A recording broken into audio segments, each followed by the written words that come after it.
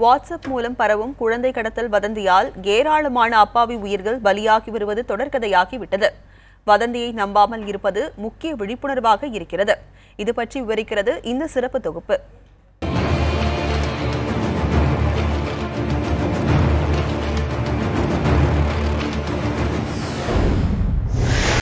இந்தியாவில் சுமார் 20 கோடி பேர் வாட்ஸ்அப்பை பயன்படுத்தும் நிலையில் அதில் பரப்பப்படும் வதந்திகளை ஏராளமானோர் உண்மை என நம்புவது தற்போது இந்தியாவையே அச்சுறுத்தும் பிரச்சனையாக உருவெடுத்திருக்கிறது. ட்விட்டரைட்ஸ், எஃபிஎன்ஸ், இன்ஸ்டாகிராமர்ஸ் என்றெல்லாம் அழைக்கப்பட்ட சமூக வலைதளவாசிகள் தற்போது வாட்ஸ்அப் வதந்திகளால் மர்டரர்ஸ் என்று அழைக்கப்படும் அளவிற்கு பெரும் அவலம் இந்தியாவில் அரங்கேறியிருக்கிறது. குழந்தை கடத்தல் பற்றி வாட்ஸ்அப்பில் பகிரப்படும் பொய்யான செய்திகளை உண்மை என நம்பியதால் வாட்ஸ்அப் பயன்பாட்டாளர்கள் மத்தியில் வன்மம் வெடித்து பல அப்பாவி உயிர்கள் பலிவாங்கப்பட்டிருக்கின்றன. கடந்த ஒரு ஆண்டில் மட்டும் அசாம், மகாராஷ்டிரா, திரிபுரா, மேற்கு வங்கம், கர்நாடகா, ஆந்திரா உள்ளிட்ட 10 மாநிலங்களில் 30க்கும் மேற்பட்டோர் குழந்தை கடத்தல்காரர்கள் என கருதப்பட்டு அதனால் திரண்ட மக்கள் கூட்டத்தால் கொடூரமாக தாக்கப்பட்டு கொல்லப்பட்டனர். உச்சகட்டமாக பொதுமக்களால் தூக்கிலிடப்பட்டோரும் இதில் அடங்குவர் என்பது குறிப்பிடத்தக்கது. கடத்தல் சம்பவங்களிலிருந்து குழந்தைகளை காப்பாற்ற பகிரப்படும் சித்தரிக்கப்பட்ட விழிப்புணர்வு வீடியோக்களை உண்மை சம்பவங்கள் என நம்பி ஏமாறுபவர்களும் இதில் அதிகம் இருக்கிறார்கள். குறிப்பாக ஸ்மார்ட் போன்களை முதல் முறை பயன்படுத்தும் கிராமத்து மக்களே வாட்ஸ்அப்பில் பகிரப்படும் வதந்திகளின் உண்மைத்தன்மையை உணராமல் அதிக அளவில் இந்த குற்றச்செயல்களில் ஈடுபடுகின்றனர் என்று புள்ளி விவரங்கள் தெரிவிக்கின்றன.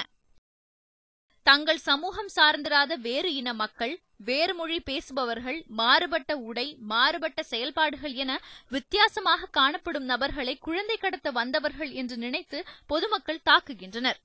தனிநபராக இல்லாமல் 4லிருந்து 5 வரை ஒரு குழுவாக செல்வோரை சந்தேகத்துக்குரியவர்களாகவே கருதி குறிவைத்து தாக்குகின்றனர்.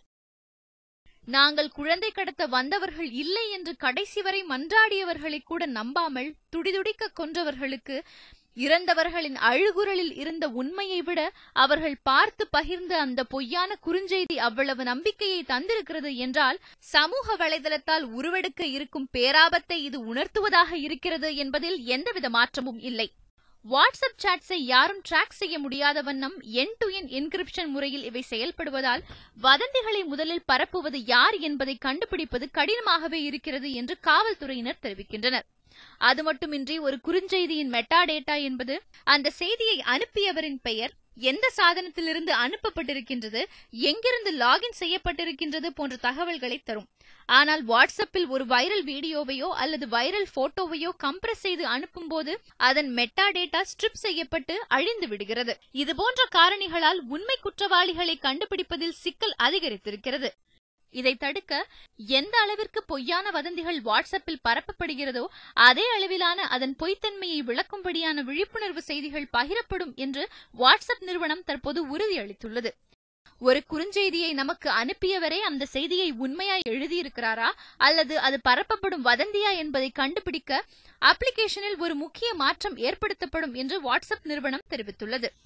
வதந்திகளை தடுக்கும் விதமாக உலகம் முழுவதும் பல முயற்சிகள் மேற்கொள்ளப்பட்டு வருகின்றன.